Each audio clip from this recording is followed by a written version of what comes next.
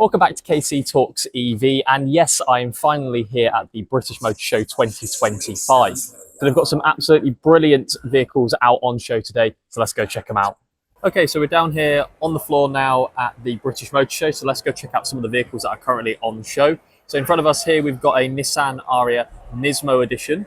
So really nice. I absolutely love the red accents there. It's really good looking, I think, in my opinion. So this is based on, it's very similar platform to things like the Megane E-Tech and things like that. So the Renault-Nissan Alliance and things like that. So that's really good. Okay, so we've got Marshall here, which is BMW and Mini. So we've got a Mini Countryman. I'm not sure if that's the electric one, but I know they do an electric one now. We've got a Mini Cooper, John Cooper Works over there. In the background, we've also got a Mini Aceman, which is electric, so it's the SE trim. So in the background over here, they've also got the Lego Live stage, which is going to happen. Loads of different talks and bits and pieces like that, which is obviously really good to see.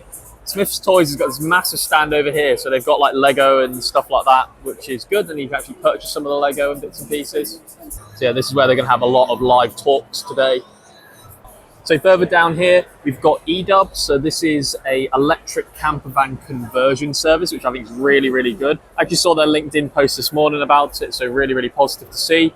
We've got the Tesla stand over here. So they've actually showcasing the facelift Model Y as well as the facelift Model 3, as well as this in the middle, which I have absolutely no idea what it is. I probably should know, but let me know in the comments what you think that vehicle is over there. So as I say, they've got the facelift Model Y here. They've got this absolutely gorgeous vehicle over here. And then over there, they have a facelift Model 3. So Tesla have just mentioned that I am allowed to have a look at this. So this is the Cybercab by Tesla. So let's actually head on in. And the first thing that you'll definitely notice is there is no steering wheel at all. Now, I'd just like to point out we are in the middle of the building. They won't unfortunately tell me exactly how they got it into here, but it does have 4 wheels, so I will leave it there. The reason why it's got 2 seats in a really big boot is because most people in their taxis only really have 2 people in it. I believe these are called gull-wing doors. Maybe not gull-wing, but possibly, I keep forgetting what the other one's called, falcon doors. I mean, it's absolutely lovely in here, lovely interior. I mean, this does remind me a bit more of a Tesla Model 3, but that is definitely not a bad thing. I mean, this is an amazing opportunity, really, I would say. Lovely interior. And you know what? If we have some of these on our roads, I think I'll be really excited to give it a go. So, yeah, this is the Tesla Cybercab. So over on this stand, they've got the Toyota stand here, so they've got a BZ4X. This has been recently updated for the 2026 model year, so more efficient motors, slightly bigger battery pack capacity, as well as there's going to be a new touring version. But they haven't got that showcased here, unfortunately, today. So over here, we've got Smart as well. So they've got the #1. I believe the #3 is the one in white over there. And I'm not quite sure exactly what this one is, but this one is also a #3. Love the red color, though. I do love cherry red still, even though, unfortunately, I've switched to a silver car. Still a very good looking car, in my opinion. So I think it'll be an excellent time to actually take a closer look at the BMW iX1. So this is BMW's smallest electric SUV that's currently available. So let's have a look inside. So door handles, I think, actually are quite interesting. You can't open them from the top or the bottom, just the bottom, but it does add to the look, I think. So inside here, I mean, all of the materials are, BMW, I would say. Something that I have actually been slightly disappointed about over the last few, at least especially this generation of Audi vehicles, I don't think inside the interior quality is that great. We've got quite a nice infotainment screen here.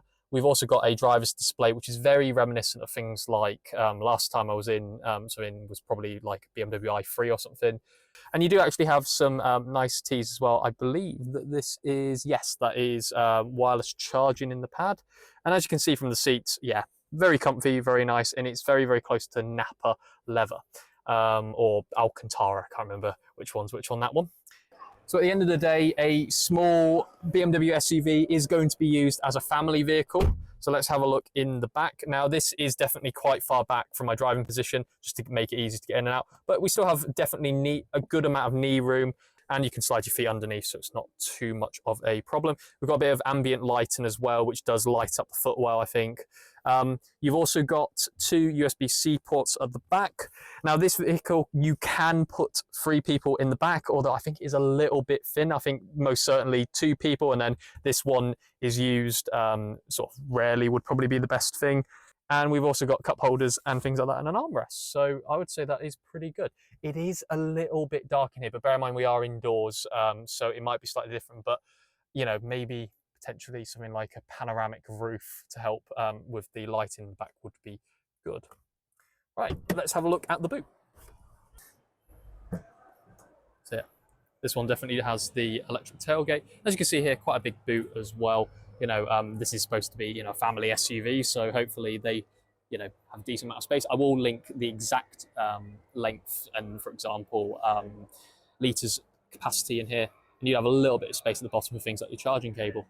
So yeah, I would say nice quick first look at the BMW iX1. So bear in mind we're looking at 279 miles of WLTP range from a 64.7 kilowatt hour battery pack.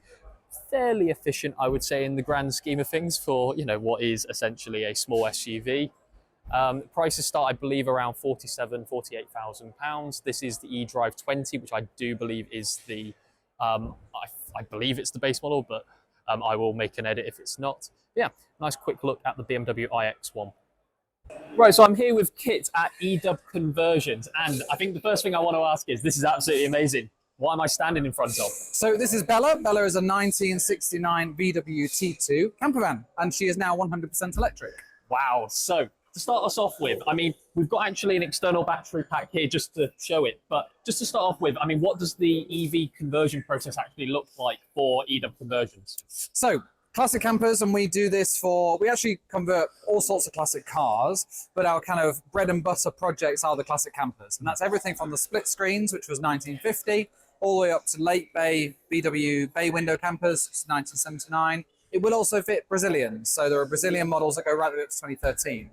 And what it looks like is, for a variety of reasons, we create a second subframe in the rear of the vehicle. So that sits where the engine mounts were originally on the sides, connects to those. Yep.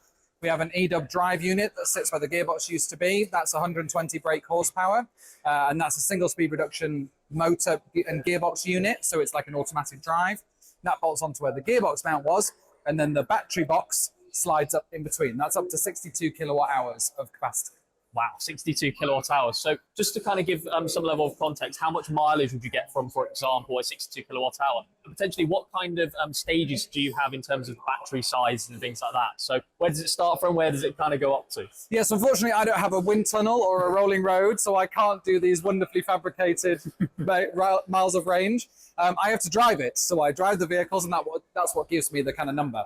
So our biggest battery pack, the 62 kilowatt hours, gives you about 175 miles of real world range. I will tell you that I run out of range before the vehicle does in that capacity. Even Bella here, who is actually she's a 54 kilowatt hour range. She's the second pack down. She will do 140 miles range, but I ran out of range before she did. So drove for 2.5 hours. I needed to stop, grab a coffee, go to the loo, plugged in while I was there. Half an hour later, I'm back on the road again. We also have a lower package, so our E30 package, which has a 37 kilowatt hour pack. That's about 107 miles range. So we got those different variants in between. Excellent. So, I mean, the one big thing, because we were discussing it beforehand, was you don't actually change anything on the interior. Why is that an advantage? So what we found is that people are coming to us with their camper vans. So a lot of our customers, we are helping a couple of customers to find campers, but most of them already have them. Okay. They've already got names, they've already got history. And what we didn't like was saying to them, hey, I love your camper and I love your interior. We're going to have to tear that out and tear that out and tear that out. But it also massively changes the weight distribution. So obviously, originally a camper van, all of its weight was in the back. So to change that is going to affect your front suspension, it's going to affect your front brakes, etc., etc. So we went with the simplest solution, which is, well, let's keep the weight where it was. But it also has that knock-on, is that we're not saying that you have to change anything on the interiors. Everything stays original, and you keep all of that storage, especially a vehicle like this. Everything stays the same inside, and it's a big difference.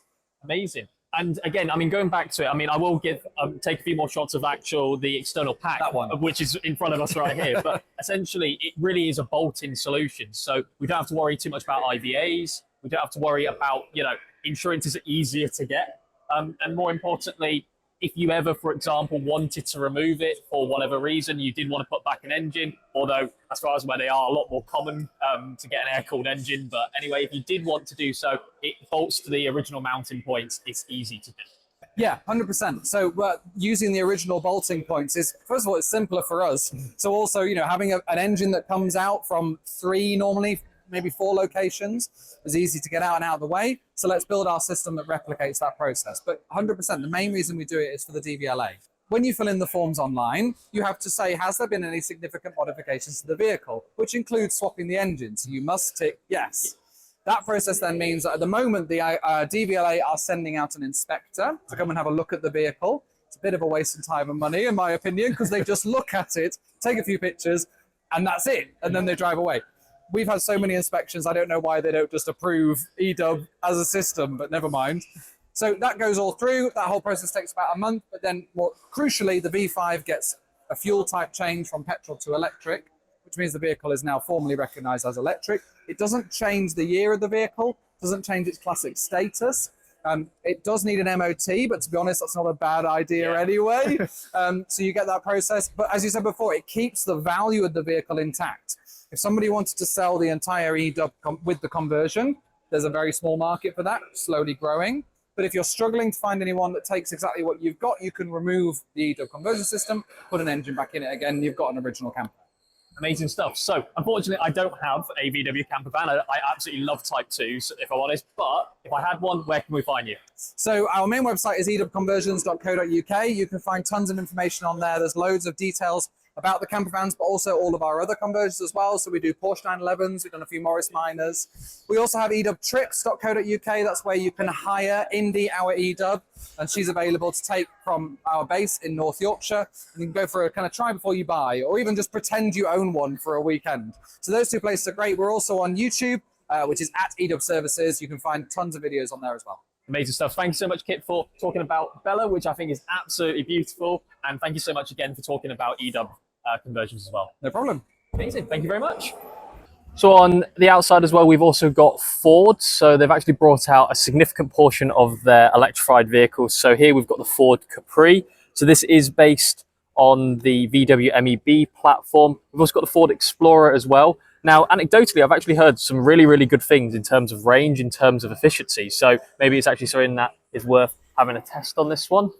Now, the vehicle that I'm really, really looking forward to, I think, is most certainly the Puma GenE. So it is based off of the petrol platform, which is actually also based on the Fiesta platform.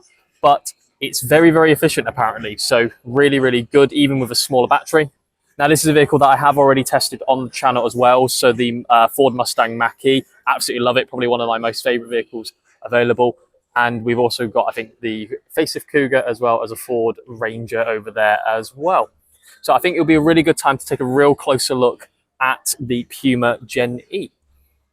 Right, so let's go have a quick look at the Puma GenE. So this vehicle has a 43 kilowatt hour battery pack with 166 horsepower electric motor, and it's driving the front wheels. You've got to remember that this vehicle is a internal combustion engine conversion, essentially. So let's have a look inside to have a look at it. So you've got to bear in mind that this vehicle is obviously on a stand, so they might have, for example, like a demo mode or something like that. But yeah, so inside it's actually really, really nice. Overall, so you've got wireless phone charging over here. People have always mentioned that the Ford steering wheels have always been in really, really good shape and, you know, very, very kind of good to actually use. And actually overall in here, you know, it is just like the petrol Puma. And the fact is that that's what a lot of buyers do want. They don't want, for example, something completely different. They want the familiarity that you get. And this vehicle is very, very similar. So prices start from around, I think, 29,995. There's no difference in terms of actual battery capacity across any of the vehicle ranges. But yeah, it's really, really nice in it. I do actually like the yellow color as well. I am starting to notice a lot more kind of vibrant colors rather than just the plain old boring silvers and black cars and things like that that we're getting. So let's have a look at the rear space. So I believe that this seat is quite far back. So just keep this in mind, but let's have a look at it from the rear. So this is technically Ford's smallest vehicle on the market at the moment, ever since they unfortunately discontinued the Fiesta. It would have been really good to actually see, as I say, this seat I think is really, really far back. I've still got a little bit of knee room and I can put my feet underneath the seat, which is good. So they haven't raised, for example, the floor in order to get the battery pack inside of it. That's kind of the reason why this vehicle has a somewhat smaller battery pack than what I may have probably liked in, for example, a bigger battery model. I would have preferred something like a 50 or 60 kilowatt hour battery pack. In here, it is still quite nice. You know, headroom as well. I'll show you in a moment. Headroom's not too bad either. And especially if you put the seat into, I think, a bit more realistic driving position. So in that would be for me. Yeah, I've still got a pretty reasonable amount of knee room as well. And headroom, as I said, it's absolutely fine. So yeah, and inside is, you know, it's nicely trimmed. You've got to bear in mind that this is Ford's, I believe this is actually Ford's cheapest vehicle that you can currently buy, if you include the petrol one as well. So at the end of the day, it is well equipped, and, you know, I'm sure that all of the plastics and all of the materials will be quite hard wearing. Right, let's go have a look at the boot. So fairly wide opening, so it's quite easy to get out of, especially given the fact I'm holding the camera while doing it. So this vehicle, fuel filler flap has obviously been exchanged for a CCS socket, which again is pretty useful. And nice back left corner as well, so easy for charging points. I believe that this vehicle has got a electric tailgate. And yeah, as you can see, it does seem quite high up, but it does give you a flat floor. However, something that I did notice was actually it has an absolutely massive space underneath there. Interestingly enough, they didn't replace it with batteries, like some manufacturers, to actually get more space in their combustion engine conversions. But if you actually look underneath, huge amounts of space, just the fact that it's got a bit of a high load lip, that's all. And yes, you can fold the seats down to get a bit more space. I'll post how much space there is in the boot, etc. in there. So as I said, that's a quick look at the Ford Puma. I am going to be test driving one, so hopefully, fingers crossed, that video will be about now. Okay, so first drive in the Puma GenE. So just got in here. Wayne has kindly, he just explained to me how everything all works. It has a shifter on the steering column rather than here. So I think all I've got to do is, I'm guessing, just put it into drive, and then I'm all ready to go. So Wayne will have to navigate me, I'm guessing, but I'm guessing it's up here to the left? To the left, yeah. Awesome, right. There's a Ford Capri coming up at the moment, so let's not crash into them. That'll be a...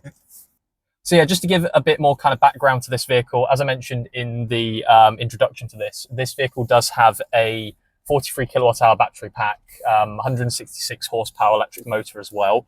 It's also got 0 to 16 8 seconds.